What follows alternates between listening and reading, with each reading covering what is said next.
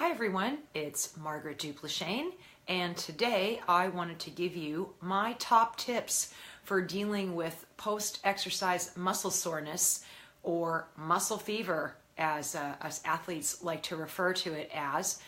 And definitely I'm spurred on to talk to you guys about this today because I'm dealing with delayed onset muscle soreness, or DOMS, as you'll hear it referred, DOMS, muscle fever.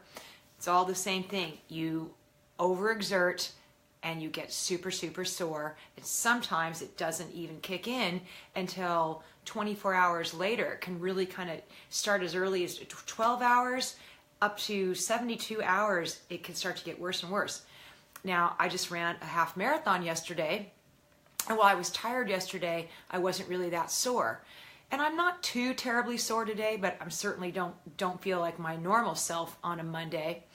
And I do have some things that I roll through that always help me manage this, and I wanted to share those top tips with you. So, number one, stretching. Now, you may find if you were to Google stretching and does it really help sore muscles, you're not going to find experts in agreement on this. But the one thing is for sure, it can't hurt.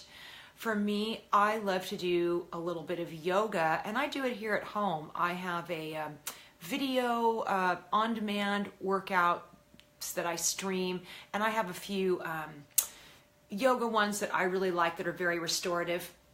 So if you're super sore, some basic stretches, whether they're at home or a gym or taking a restorative type of yoga class, can be really helpful in getting over the hump.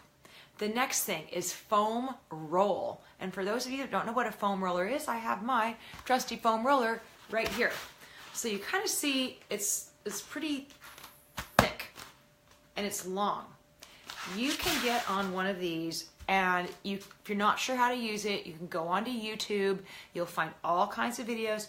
It's gloriously, painfully amazing, if that makes sense. If you've ever had tight muscles and you've gone to get a massage, you know it kind of hurts when they work it out, but it's a good hurt. A foam roller is like that. I can roll out my thighs, hips, glutes. I can get on it sideways and roll out in my back. You can do so many things with a foam roller. And know that they're all a little bit different if you go to search for one of these. Now, what I just showed you, see this white one?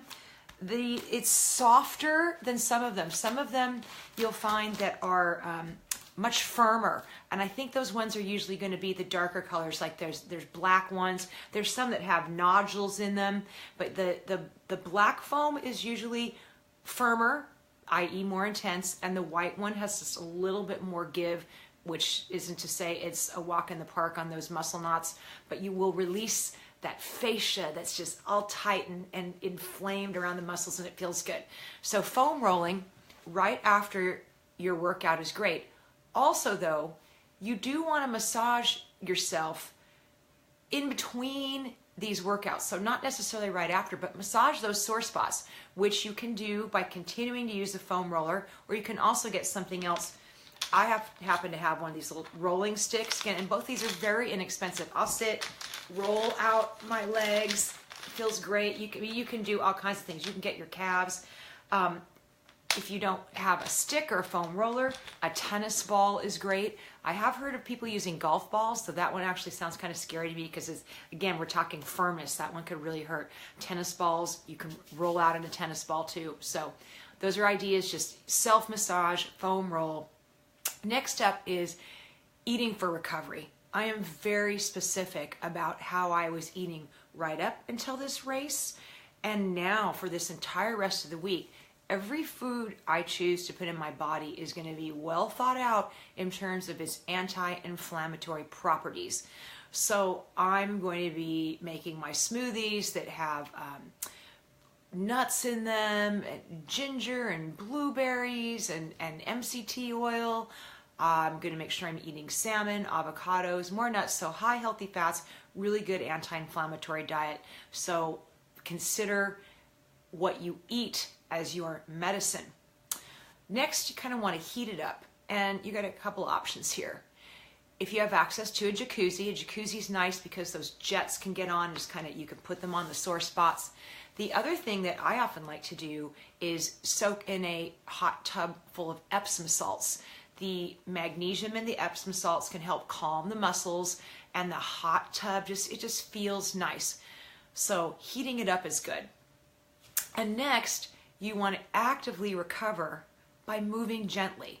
So this is not the time, if you're super sore from a strenuous workout or a race like I just did, this is not the time to go out the next day or two and have another hard, normally scheduled workout. But not doing anything is not such a great idea either. You do need to move, you need to keep things loosened up. So a walk or an easy hike, things of that nature are great, or a yoga class. Just try to keep your heart rate on the lower end of the spectrum. Now, all of these things will help you feel better, but unfortunately there's really nothing you can do. It's in terms of stopping it. You can just minimize the symptoms and you'll feel better, but it does kind of have to run its course. Which then leads me into the temptation, the decision. Do you take what is called on the street vitamin I? And that is slang for your NSAIDs, your anti-inflammatories, your ibuprofen, Motrin, Aleve, Celebrex, aspirin.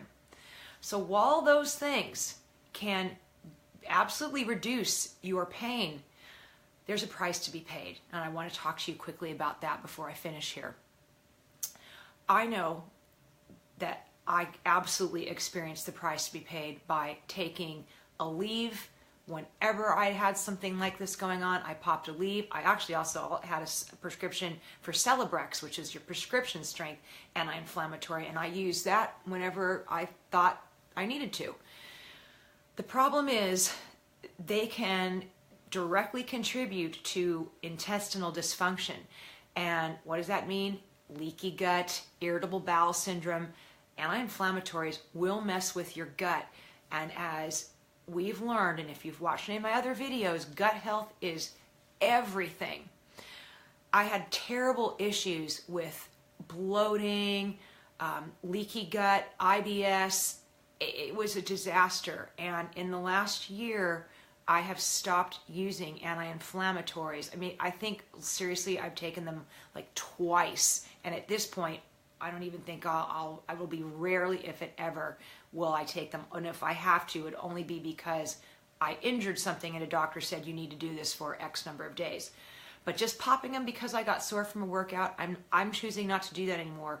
I'm going to use food as my medicine. The other thing you need to be aware of, if you do choose to use the anti-inflammatory over-the-counter or prescription strength medications, is that they can also suppress your protein synthesis. And there also have been known links to cardiovascular issues. So hopefully the tips that I gave you, you'll keep in mind the next time you find yourself either having run a hard race like I just did, or you overdid it with your exercise. Try to run through those tips and give some good educated thought about whether or not you choose to use anti-inflammatories in the future. All right, everybody, stay healthy and I'll talk to you soon.